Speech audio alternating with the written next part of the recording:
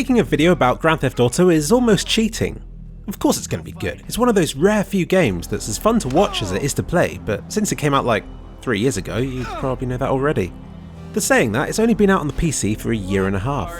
Withholding one of the best games ever from an entire platform, and the most capable one at that, is bordering on cruel.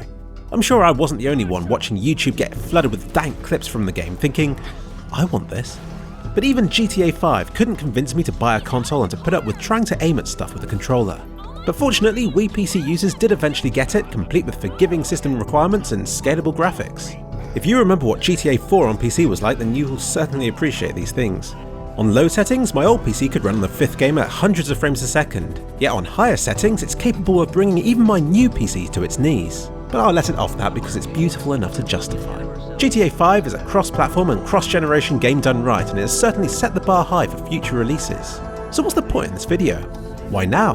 Well, I've finally gotten around to sort of completing it.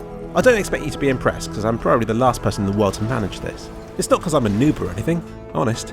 I've just had bad luck with this series.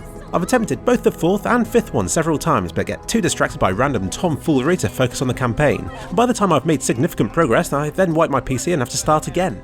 GTA 5 saves are always one thing I forget to back up until the moment I've clicked that reformat button. Not that I care too much, it's a great game, but the first few missions do start to get a little bit repetitive by the 10th time you play them. But it's been weighing on my mind that I'm yet to complete a game of this type, as though until I do I'm inferior to everybody else and you're all laughing at me behind my back. Well, not anymore. I hold grudges with games I haven't completed. I reached the final few missions of Driver 1 and 2, but they ramped the difficulty up to stupid levels for the last few, so I never quite managed either. But I got this close. Watching GTA 4 walkthroughs, I think I was almost there as well, but something corrupted my saves. And the last time I played through GTA 5, spoiler alert, I was told to choose somebody to kill and was like, oh, this sounds very final, let's complete the rest of the game first. And then I didn't.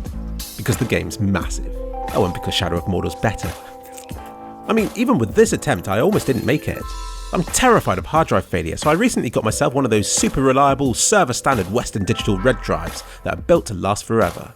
This failed on me 2 weeks later, wiping the game and most of my footage. But the joke's on you, GTA 5, because my save games are stored on another drive. Ha, who's laughing now? Honestly, a lot of the reason for making this video is because even during that last 10% of my playthrough, lots of funny and dank things happened and I'd love to share them with the world, and it was a choice between a full fat video such as this one and milking it by releasing a dozen single funny clips over the course of a couple of months. No doubt each and every one of those short videos would get more views and likes than this one. I really don't know why I choose the more difficult route on YouTube. Maybe I'm just stupid.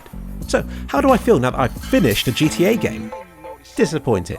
Because silly Philip was given the choice to kill one of his characters, and stupid Philip chose Michael because it seemed like the most ironic choice. Surely they wouldn't let you kill off a main character by having another person turn on them in the most out-of-character way. Yes, they let you do this. I immediately felt guilt and regret, in part because I like Michael, but mostly because it now makes 1/3 of the game uncompletable. So I immediately reloaded a previous save, only to find that the developers craftily made it save just after you make that all-important decision. They knew what they were doing. So in my current game save, as with many times before, the main campaign isn't quite complete.